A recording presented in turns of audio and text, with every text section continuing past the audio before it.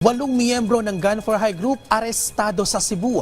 Ilang miyembro ng grupo gumagamit ng minor de edad sa krimen. Bukas naman ang lokal na pamahalaan ng Cebu City sa pagpapatupad ng citywide curfew. Si Ninya Oliverio ng PTV Cebu sa detalye.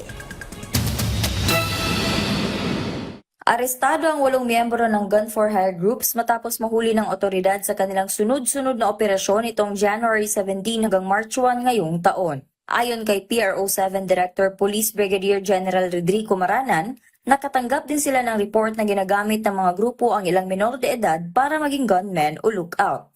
Alarming in the sense na minor nga yung involved, but still hindi naman tayo nagpapabaya. Katuwang natin dyan ang City Government of Cebu sa pangunguna ni Mayor.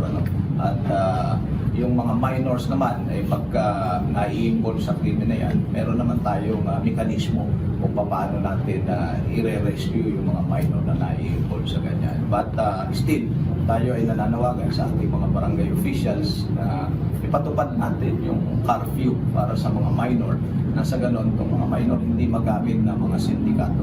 Sinigurado naman ni Cebu City Mayor Raymond Alvin Garcia na tatalakayin niya ito sa kanilang command conference ngayong buwan kasama ang mga lokal na otoridad. Because the barangays, they even have their own laws and ordinances regarding curfew.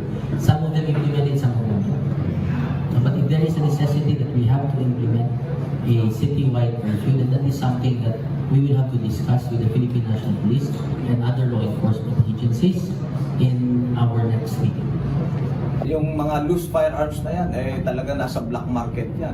Kaya patuloy ang ating paghanap, pagkuha at pag-recover ng mga loose firearms. At we will check kung saan nila nabibili at saan nila nakukuha ito. Sinigurado ng PRO7 na hindi sila titigil sa paghahanap at pag-aresto sa mga grupong gumagawa ng krimen. Mula sa PTV Cebu, Ninya Oliverio, para sa Pambansang TV sa Bagong Pilipinas.